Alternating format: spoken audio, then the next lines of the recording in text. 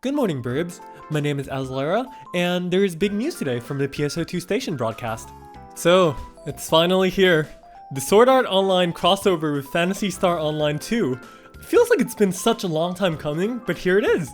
Sometime later this year, in December of 2020, we will be getting the Sword Art Online collaboration with PSO2, which will include a various assortments of all the costumes, lobby actions, camos, etc, etc, etc.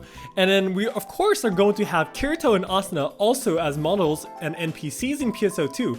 So we'll have a bit of a mini story revolving around them, and it'll be a lot of fun. Not only for us as players, but also for future players too. Because at the end of the day, there's no denying the fact that Sword Art Online, despite its controversial, people might or might not like the anime or stuff like that, but there's no denying the fact that it's such a famous name that even names of the characters like Kirito has been just going around all the pop cultures and being referred to by so many other video games. As if there wasn't enough Kiritos running around in the PSO2 lobbies already. And not only that either, because Sword Art Online's popularity as a video game anime also, I'm sure, inspired a lot of people to play these JRPG games as well. So, all in all, having PSO2 be one of the biggest MMORPGs that are played in Japan right now, having a collab with Sword Art Online, which is one of the most popular anime of just about all time, or well, recent times, that is seriously hype.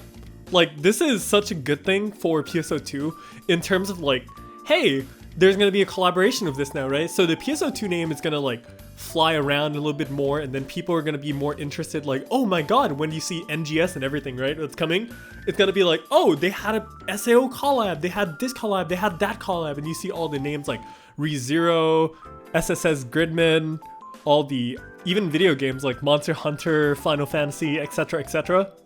Honestly, this goes far beyond expectations, and this collab has actually been in the works since years already.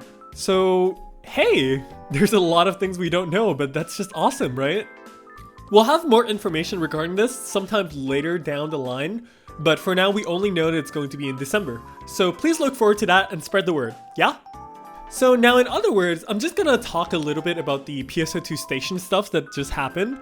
So the next most important thing is the fact that Liberate weapons are getting a buff now, which honestly will make this weapon a lot more powerful than you might think. Probably even on par to a lot of the endgame weapons right now, because Liberate has been the weakest weapon for a while after the Lightstream has been buffed, the Atlas X's has been buffed and stuff like that. So having the Liberate buff from 16% damage to 23% damage, and still retaining the normal 20% crit rate and 15% PP consumption reduction. Oh man, Liberate is going to be a much better weapon now, and it's going to be such a good weapon too for Étoiles, which normally can't reach 100% crit rate on its own. It's going to be so good for Luster too, which also has really lackluster crit rate. I'm sorry for the pun, please don't click off the video yet. There's still a lot of things to talk about. But yeah, regardless, you should consider like buffing up your Liberate weapons now and just bringing them back out, because this is going to be really, really good. Especially if you were playing Étoile or Luster, as I've mentioned earlier. So now, the next thing that's really important is the fact that we're having the Divide expansion in the best way possible. So with the Divide expansion, what it's going to be is not just like, hey, we're going to have step 35, we're going to have step 40, stuff like that, right? With the same maps and everything? No. They're adding a completely new set of things, right? So they're adding new maps, new rule sets, new modifiers, new everything. And then a lot of these maps are from, say, like the episode 5 story, which we don't normally see at all. And there's also stuff from the episode 6 as well. And we're going to have a lot of these very interesting bosses come in. We're going to see Sodam, we're going to see Shiva, we're going to see Varna. And what's even better is the fact that the Divide steps are not going to reset anymore. So technically you can just grind out the new steps 31 through 35 just consistently. Imagine this. If you actually clear, say, step 31 to 35 just twice a week, you get 1 million points instead of having to do 1 through 30 and have like spend 2 hours or something like that. And even if that's not the case, right, you can run 26 to 30 at least like 3 times, and that's already 1 mil. So regardless, like, it reduces the playtime a lot, which is really good, so you can farm a lot more characters for it. And they're also fixing the rewards and making it better. So, win-win. Yes, it's still recycled content at the end of the day, but they're recycling it in just about the best way possible in my opinion. So that's gonna be very, very fun to see. And then aside from that, we have a new solo quest, which is gonna be a Masquerade-Style solo fight. But this time we're gonna fight against Sodam instead, which is very cool. It also drops Offensive Intent 2 S1, which is a 4% damage for the S1, which is really nice because you have another option for, you know, Augment Intent now if you don't have like 100 something mil to spend for Augment Intent S1, which is very good. There's definitely going to be more drops in that, of course, and maybe even a Divine Eye Stone. Oh ho ho, gotta get those second crass weapons. So that's going to be worth looking into. And of course, the very last thing is there's also going to be a new Extreme quest, which has both a solo version and a party version. This might be a new expert requirement in the future, we don't know yet, but for now, we don't know what it's going to drop or what's the incentive to run it, or maybe it's just something challenging for fun. We'll have to see. So now bringing it back to collaborations and everything, you know, we're also going to have a Senran Kagura collaboration, and let's just say there's a lot of items and stuff, which I don't think I'm supposed to show on the YouTube screen, otherwise I might get TOS'd. So you get the idea. If you know what Senran Kagura is, I don't need to explain anything, but let's just say it's very fan servicey. But there is also one more collaboration which is a lot more safe, and that's the new Hatsune Miku game collaboration, which has a lot of cool Hatsune Miku stuff.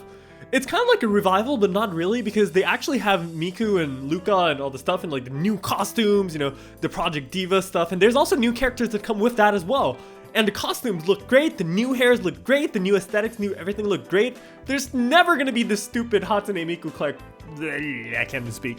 But yeah, the Hatsune Miku hair clipping and everything like that. If you've seen the Living Universe concert, you know what I mean. But those hairs and the textures for the old costumes, So yeah, I'm very happy that they upgraded it.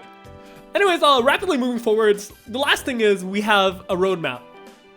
So within the next month of November, we're gonna have the autumn season, which apparently also includes a Thanksgiving event, which will be coming to North American servers of PSO2, or well, global servers. Well, it's coming to JP too. So it's very interesting to see that the JP side is actually bringing stuff over from the NA side now. Other than that, we have the Halloween EQ, which is also gonna have a Nemes Anje, but we're gonna fight it not in an AIS this time. Interesting. The new Extreme Quest is coming, which I just talked about just now, Divide Quest expansion, the new solo Ultimate Quest, aka versus Sodam, and level cap level 100. Alongside that also comes Complex PA stock number 6. Yeah, that's all coming in November.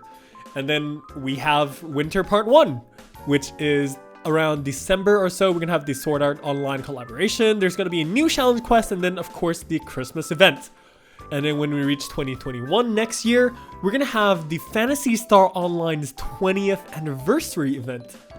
Like the Phantasy Star Online series as a whole. There's gonna be a lot of limited quests. They're gonna redo some of the old emergency quests and stuff like that. And we're also going to get a screenshot shooting studio. Yes, I just said it. It's actually a PSO2 screenshotting studio. I'm speechless because I think when this screenshot studio comes out, I'm not gonna play the game anymore because I'm just gonna be screenshotting all day. No, but all jokes aside though, that's gonna be coming around like say the January or February of next year. So yeah, we have this little roadmap to look forward to now. And people say PSO2 is dying. I don't think so. This is all before NGS too, right? Like all the big stuff coming in now. And then imagine what's gonna happen when NGS hits. Whew! I'm excited. I'm very, very excited. So yeah, I think that covers just about everything. What do you all think about everything that's coming up now? There's still a lot of stuff, of course, that I did not exactly like talk about and cover, but this is just about what I think is the most important things. So if there's anything else that you want to see, you can always go to bump.org. Thank you very much, Bob and Ricardo, for always doing coverage like this. Really, really appreciate it. They're good buddies of mine. And also bump.org also has a Twitter now, so you can always go follow them. And maybe follow me too, if you haven't already, that is. All the links will be in the description below. But yeah, leave a comment and let me know what you think is the most exciting thing coming to PSO2 in the near future here. You already know mine, and I have nothing else to say. So I'll see you all in the next video sometimes, or stream, because I've been streaming on twitch.tv/Azalera. Take care of yourself, and don't forget to smile. I'll see you all in the next video.